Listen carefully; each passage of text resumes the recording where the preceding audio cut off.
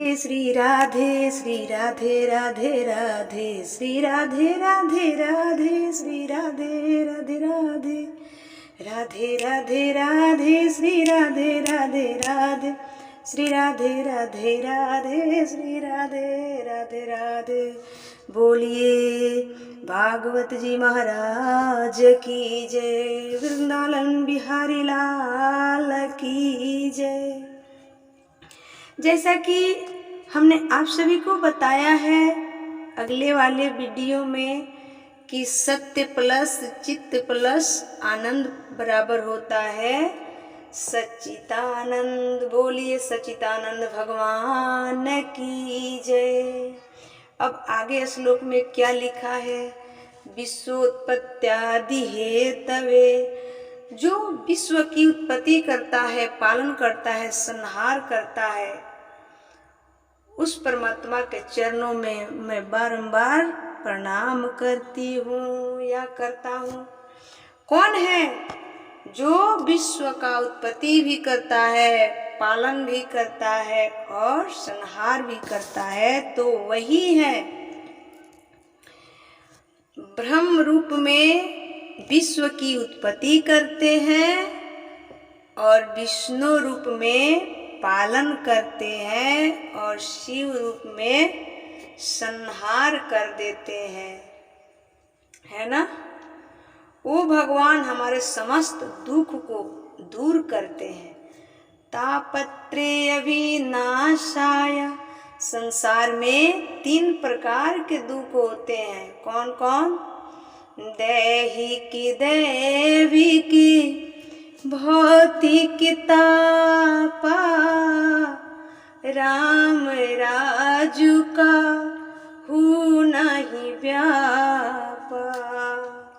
दैहिक दैविक भौतिक तापा, राम राज का हूँ नहीं व्यापा।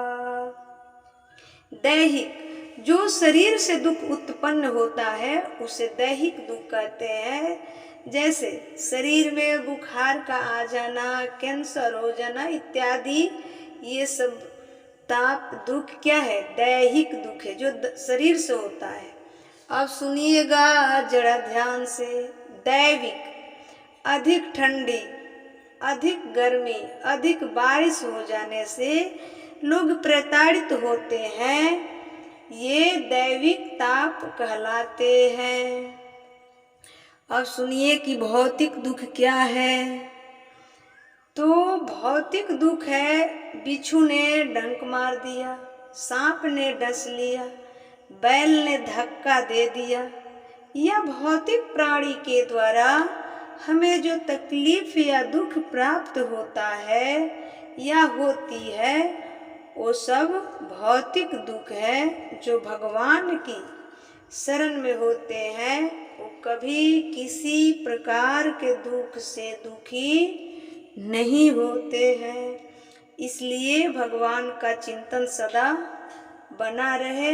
ऐसे भगवान को, जो समस्त दुख का नाश करने वाले हैं, ऐसे भगवान को श्री मतलब राधा के सहित हम सब नमस्कार करते हैं। बोलिए श्री बांके बिहारी लाल की जय। सुनिएगा जरा ध्यान से, अगला श्लोक क्या कहता है? यम प्रम व्रजन्ते मनुपेतं पे क्रियतं, द्विपायनो बृहकातर आजुहा, पुत्रेति तन्मयतया तर्वे विनेदुषतं, सर्वभूतं हृदयं मुनिमानतोऽस्मि।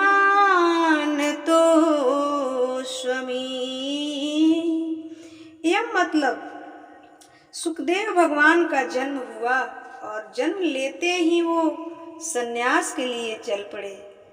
व्यास जी के पुत्र का नाम है सुखदेव भगवान। जन्म लेते ही उन्होंने भगवान के भजन करने के लिए चल पड़े।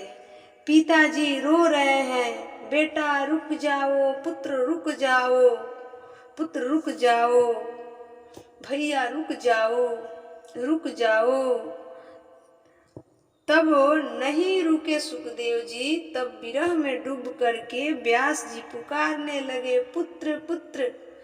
तब वृक्ष से आवाज आई, व्यास जी आप कितने मोही हैं, पुत्र के पीछे दौड़ रहे हैं।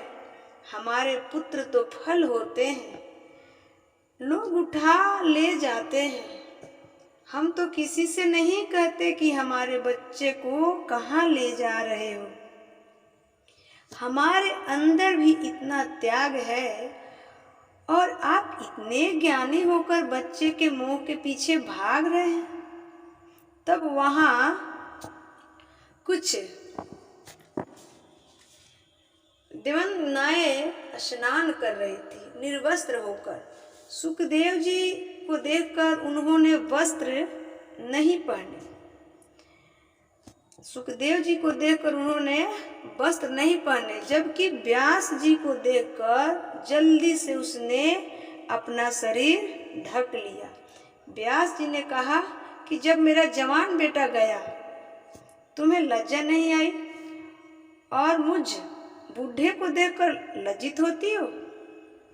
तब उन कन्याओं ने कहा, महाराज आपके पुत्र के तो ये ज्ञान ही नहीं है कि स्त्री और पुरुष में अंतर क्या है, जबकि आपको तो भली भांति ज्ञान है कि स्त्री पुरुष में भेद क्या है। इसलिए आपको देखकर लज्जा है, पर आपके पुत्र को देखकर लज्जा नहीं है। तब व्यास जी समझ गए कि मेरा बेटा इस धरती पर इकलौता ऐसा बेटा है जिसने काम और क्रोध को जीत लिया है। ब्रह्मा जी की बनाई इस सृष्टि में सिर्फ सुखदेव भगवान ऐसे हैं जिन्होंने काम और क्रोध को पूर्ण रूप से जीत रखा है, जिन्हें काम ने क्रोध ने बिल्कुल परेशान कभी नहीं किया।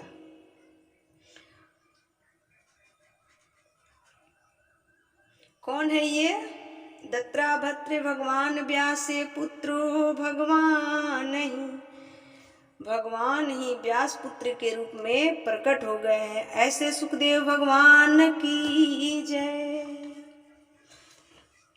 अब शौनक जी सभी शौनकादि ऋषि नेमि सारण में बैठे हैं। 88,000 संतों का वहां स्वागत हुआ। तभी सूत जी आए और सूत जी को देखकर सभी संत खड़े होकर स्वागत करने लगे। शौनकादि ऋषि बोले, महाराज हमें कथा सुनाइए, हमें कथा सुनाइए। कौन सी कथा सुनाए? भक्ति ज्ञान वैराग्य आपतो विवेको वर्ध्यते महामन्या मोह निरासश्चैव वैकृते कथम।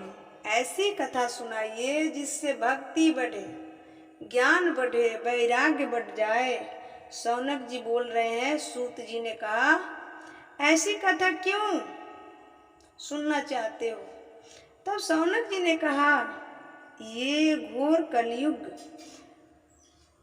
परायो जीव सच्चा सुरताम गताम।